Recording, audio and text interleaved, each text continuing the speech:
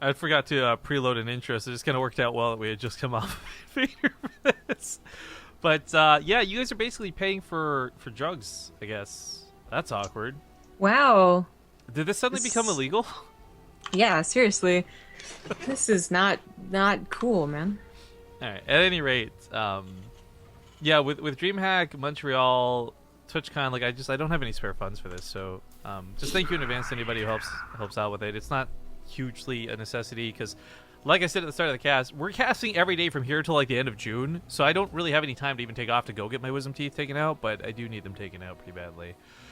So anyways, all of that aside, has nothing to do with this tournament. We are casting the TING Open Qualifiers. If you guys haven't already and you're living in the United States, then make sure to go to bttv.ting.com because TING is a US mobile phone service, and hopefully they can save you some money. One of the best things that they do target towards are people who use Wi-Fi all the time will find the best benefit with their services, hence targeting people who watch streams. So make sure to check it out, guys. I used TING for the week and a half that we were in Texas, and I loved it. But in the bottom left side of the map, he is going to be the yellow Terran player, KeeN. In the top left, as the blue Zerg, it is Solar. Now, of course, we are playing on Korea, and some of you guys may be wondering, like, why did we just shift from casting some of the best Europeans in Europe to now casting Koreans? And this is because the wildcard qualifiers open to everybody in any region on any server. So there's some priorities on playing on NA, middle ground, blah, blah, blah. But these guys both made it through the top half of the bracket as Koreans, and one of them will qualify through for the group stage of the TING Open Season 2. Mm-hmm. Yep, just, you know, it's European time, so it made sense to see the most Europeans. And also, just in general, they provide the most players. European brackets are always the biggest. But there's a good number of Koreans here. I really thought there'd be more than one or two Americans, though. I mean, we had originally wanted to do the wildcard qualifiers and the NA qualifiers on the weekend, but then IEM kind of was like, oh, so we're happening. And, yeah, right? we didn't quite get it set up that way. Hopefully the second wildcard qualifier we'll get to see some more for, but that's the big thing I guess we should remind everybody, where we've got a lot more invites available. So while we'll prioritize the best players for the groups of their region, we will have leftovers. You know, there's going to be people like Drunken Boy and Masa, or I guess not Masa, bad example, but people like Drunken Boy and other good North Americans, for example, that we might not be able to give priority invites to the North American groups for, but certainly we could invite to the wildcard group without stipulation. I do want to see a good mix of everybody in the wildcards, though. It's worth noting, though, Snoot was king of the wildcard group last season, so he got an invite to the round of 16 wildcard group section. Last season we did mix and match, but this time we're going to keep the round of 16 still segmented in different regions, just because scheduling was such a nightmare to do. So you've got Masa for North America, Mana for Europe, Rogue for Korea, and Snoot for the wildcard groups, all in the round of 16 already, and all have accepted their invites back to TING Season 2. Of course they did. I mean, not having to go through qualifiers, not having to go through the round of 32. You basically are starting off very close to the money. So yeah, you would hope that they would accept those invites back. Right. And because there have been some confusion, I just addressed it one last time before we talk about the builds here. We are keeping group stages as best of fives. Those didn't change. Those were awesome. We like them. We got great player feedback about them. Groups are still going to be best of five for the actual group stage. Mm-hmm. Yeah, we had some, other thoughts about ways to change things up, but basically players just like, nope, it was pretty perfect. Yeah, we had wanted to try, like, experimenting with, like, round robin and tweaking the format, but the feedback we got was, like, last season was perfect, you guys shouldn't change it. So, we didn't. The only tweak was because of the invites, we have an extra day of matches, which I don't think any of the fans are going to complain about. Yeah, I don't think so. Alright, so, TVZ, okay, yeah, Terran exists. Did you know that? Right? What? Well, I mean, if we had cast Botvinnik earlier, we could have said that, but... Yeah, of course, unfortunately, Botvinnik lost before we get around to him, because he is one of, I think he's officially on our radar. He's showing some good TVP for sure, but just getting far in general. Absolutely. If there's ever a TVP match, I want Botvinnik there for it, but... KeeN and Solar, I guess we've seen a lot more of KeeN than Solar. Solar made that joke about being stuck in Pro League jail and all that good stuff, but he's still like one of the best Zergs. I mean, I don't think Solar's quite like dark levels, but he was really close at a time, and like seriously a contender that would play in all the weekly cups and then still take it back to like GSL later, and who cares if people saw his build in the weekly cups. Yeah. All right, so yeah, I guess this is actually the last Terran left, but it's still nice. I don't want to say it's unfortunate we got 2 Zergs from the Europe bracket, because so far that's not a bad thing. You know, we're very early on in the qualifiers, but there's been a lot of good balance in our qualifiers. There have been. So far it's been Terran, Zerg, Protoss. So Yep. But the thing is, even if it is all Zerg, let's say the wildcard qualifiers too are all Zerg through qualifiers, that's the point of having more invites left over. We can actually invite all the Terrans and Protoss back to have perhaps less janky groups. I really do not want a group of all Zerg again. That was my goal for this season. No 4 Zerg in one group again. That was so stupid. It was admittedly probably one of the more fun groups, in fairness, but it was silly that it was all Zerg. Like, it just... Anyways, we got a push coming out of KeeN. It's going to be a tank drop with a couple of Marines. This can certainly deal damage to what's available. The mutas would normally be a little more scary, I think, if there weren't so many Marines, and Stim is already complete. Yeah, yeah. Now, there's not that many medevacs, so when they stim, and they're going to have to, you know, clear up creep, of course, before they really get any damage done, that's still going to be opportunity for the mutas to provide, you know, a little bit of help on the ground, but Lings are still needed to provide that first barrier. There you go now. Get this around, and the mutas are helping with their Blade Worm. No, it wasn't. It definitely wasn't. I think he thought there was less than there was, which was like, oh my god, I can get a free third, let's do this. And then, of course, more Lings piled in. Free third the other way around now. KeeN's going to have to lift that off and take that away. There's no way he actually gets to comfortably mine off of it. The wall's not even complete. Oh, wow. Ew. Well, actually, you realize that.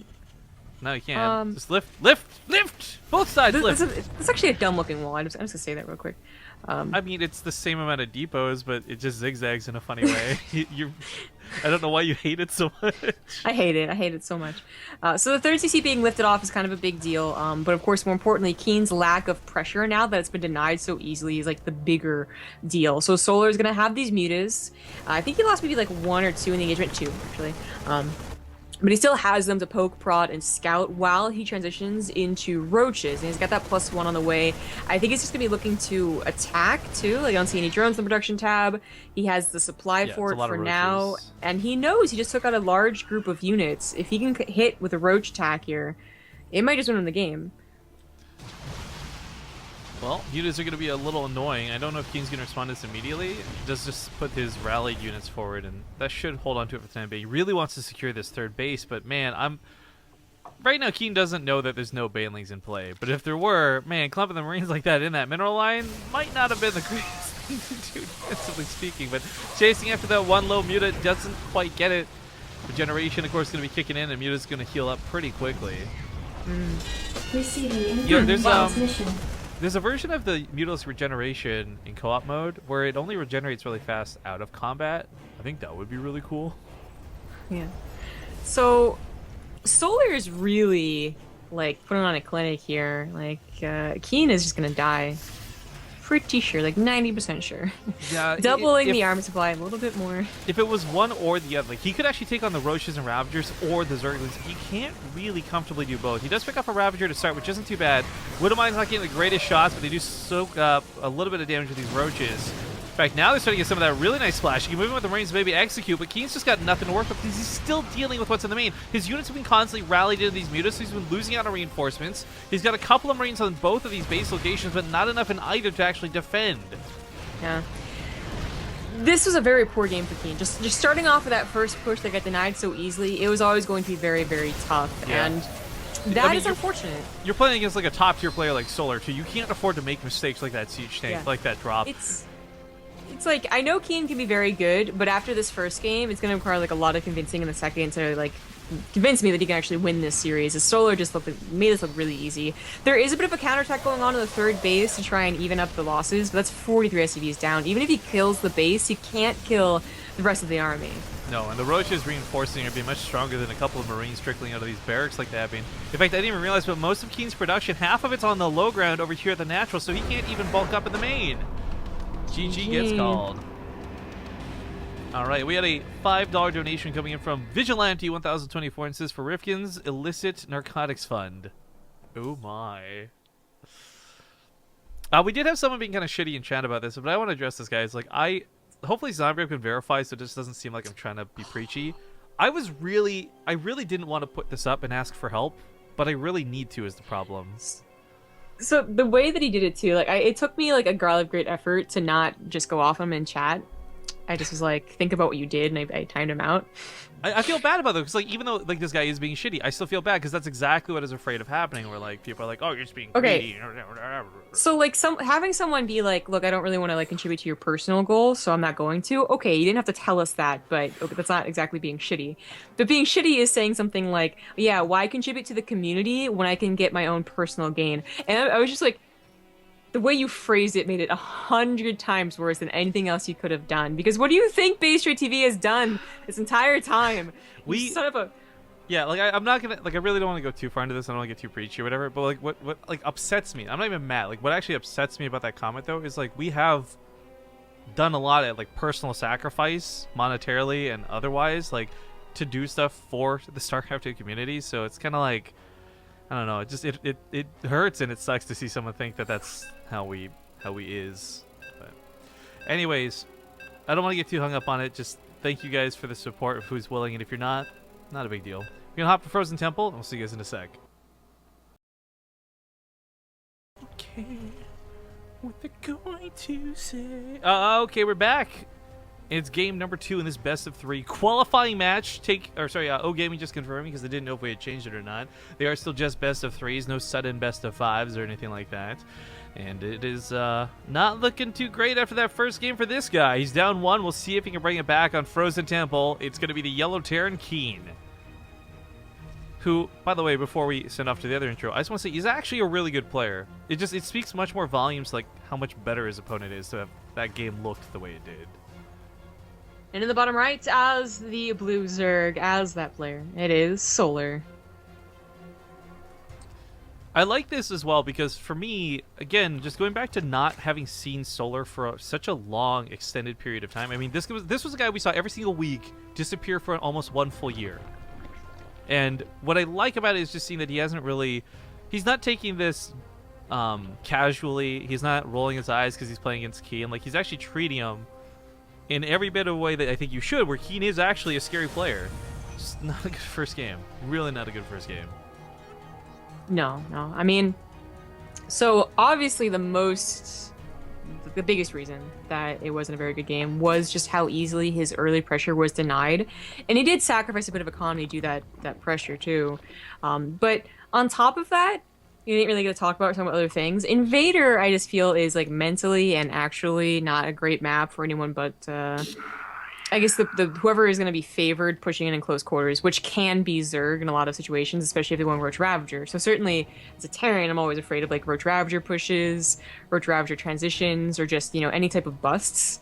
Once Terran can get to their own tank count or their own Widowmine count and can also start abusing that easy rally, well, then it flip-flops and whatnot. But I certainly don't appreciate it in TVZ. Maybe KeeN doesn't either and was hoping to get something done. That's why he chose that little bit of early aggression over something more macro-focused.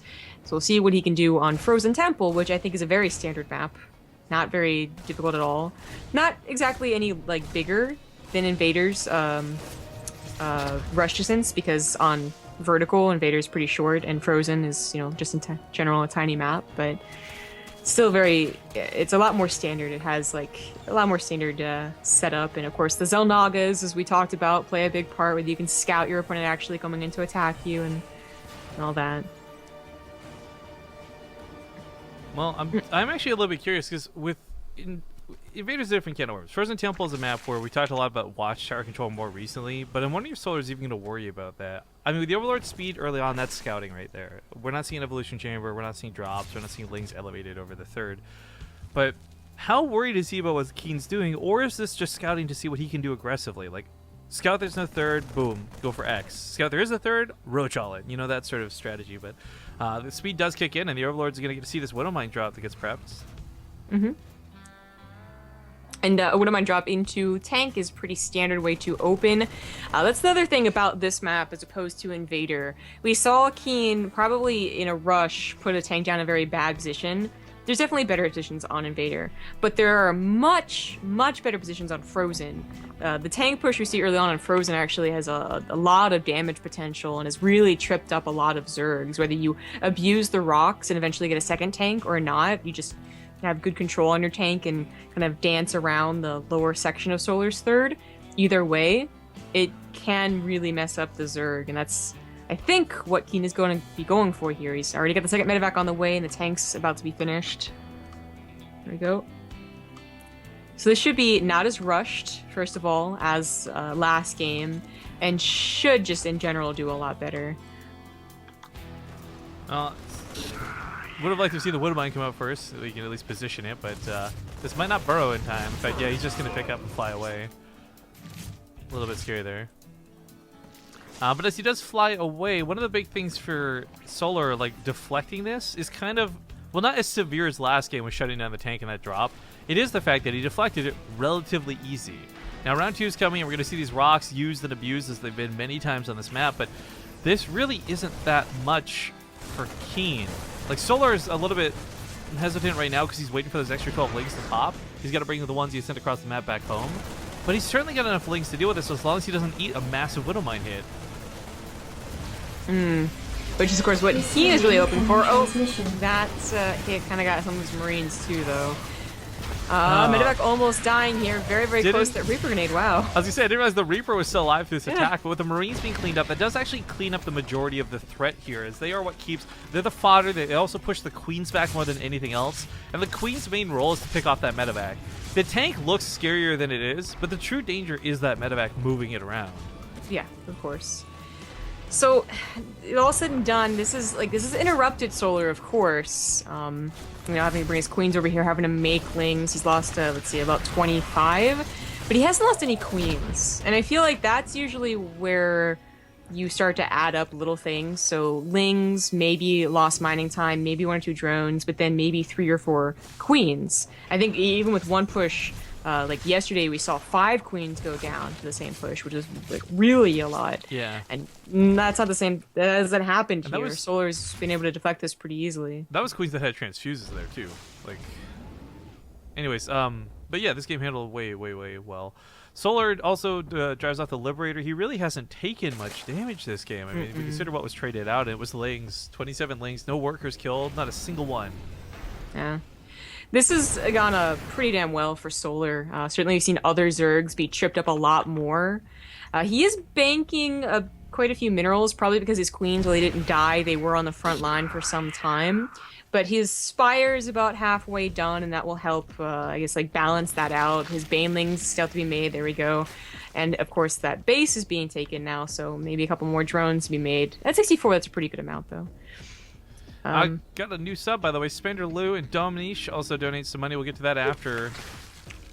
Also got a couple donations on my own that we'll get to after this game. So thank you just to Spender Lou over there and Sloza as well.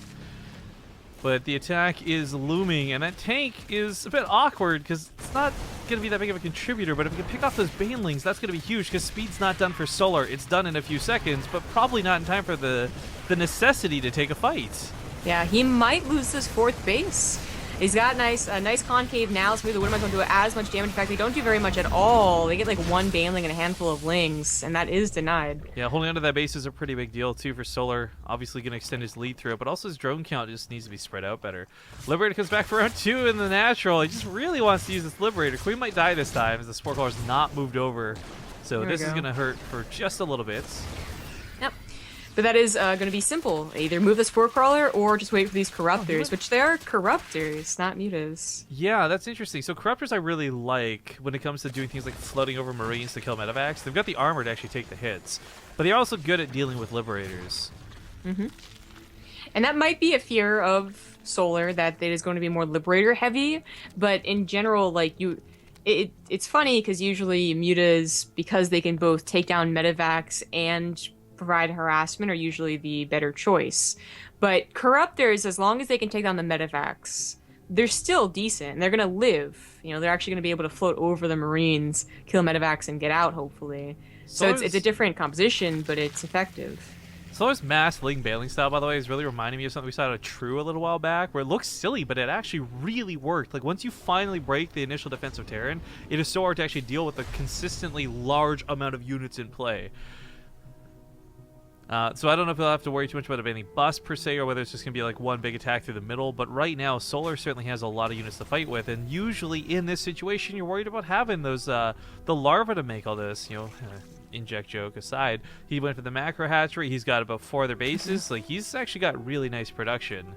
He does. So KeeN has also a very nice army. I mean, behind all the harassment that was or was not taken care of easily by Solar, he had the 3rd base. I mean, I think he's getting a 4th base. Yeah, it's not. It's only just started, but still, and he's got that nice production. He's a little behind on upgrades though, so I'm glad that he pulled back. He didn't actually take the engagement because Solar would have had an entire 2-2 over his 1-1. Now it's going to be going into that longer game, and KeeN does scan, see how quick that hive may or may not be coming, and he sees that it's not coming at all so far. The position bit only halfway done. Looks like banelings were completely shut down over here as well, so that depot wall doesn't actually die. There's a lot of links here on the left side. Solar could do one of 2 things here really cool, and he could actually like get a pincer move going on in the middle of the map, or he could just attack through behind this and cut off reinforcements. Looks like he wants to cut off reinforcements, but pressures the depots over here on the right side. That would have mine from earlier. They got the miracle hit on the banelings. Won't get another one this time. Depot wall's gonna fall. Wow. Oh, Natural wow. base in a lot of trouble. Someone suddenly out of nowhere. But as KeeN starts pushing up here, are there enough banelings at home? There's a lot of them after all, and oh, looks like those widow mines aren't gonna get a chance to have those hits. Now he doesn't really get the Marines with this. Can he do it? He's still got so many units, Zombie Grub. Yeah, I think Solar has this. I can't believe the Lings got into every single base in the blink of an eye. Yeah, lots of damage going on back at home, but KeeN still has a formidable force at the edge of this ramp, and you know what? A lot of the Marauders soak those baneling hits. Round 2 coming in as finish morphing. The Marines are spread out pretty nicely through this, but looks like the banelings and the Zerglings are going to ultimately win out. Corruptors have been slowly but surely taking out the medevacs, taking away any support from these Marines. Last few banelings morph in, and this should be what takes out the rest of KeeN's army. Good game. All right, let's get those donations read out before we hop off to a break, because we do have to go back to Europe for Drogo and Sort of. So, starting off Domination, donates $5, says, Rifkin, stop buying more Wisdom Teeth for your personal collection and give us more StarCraft already. Because that's how that works.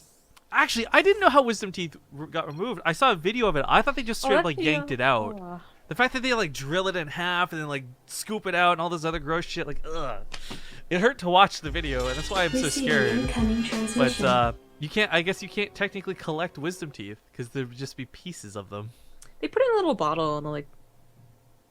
No, I don't know, they can't give you the bottle. Why would you want that? No, thank you. Oh, my toenail was in a bottle because they had to go get it tested. I don't want to know about that either. Gross. Oh. So I probably could have asked to have that back. Why would you? What's wrong with you? It's always fun to tell your gross stories. It's never fun to hear them. Yeah, that's true. Wyruns donates $10. Says a couple of bucks as a thank you for all you do, and F all the haters. Dude, thank you so much. Then on my side of things here, Slozo donated $10 and says, we appreciate your time and effort invested in the community. I love you, man and woman. Thanks. And then Arcana Post says, I wish I could do more BaseTradeTV. Rocks and does so much for the community. Seriously, thank you, Rifkin, and for all your hard work and sacrifice. You too, Zombie Grub. And if anyone ever says otherwise, and it's a YouTube link, I feel dangerous clicking this. Oh, it's Kimmy Schmidt. Well, fudge that sugar. Fudge that sugar. Fudge it to heck. Okay. Thank you, guys. So this thing's actually not up to date because my donation thing's split. I'll update it after the stream's done. But thank you guys for your support. I think that puts us close to about 100 on the first day, which is really nice. Like I said, we can't actually. There's no time because I have to schedule a whole week off to heal and all that. Like, there's gonna be like a whole week that we don't have for till the end of June, maybe early July. Anyways, we're going to go to a break as we get into this final best of 3 today. It's going to be Drogo versus Sort of. A best of 3 ZvP. Congratulations to Solar, who did just qualify through. And we'll see you guys in a few minutes. Let's load up another Kyra ad. We've been playing so many of the other ones. We'll play another Kyra one for you here. The TING app review. Okay. See you guys in a sec.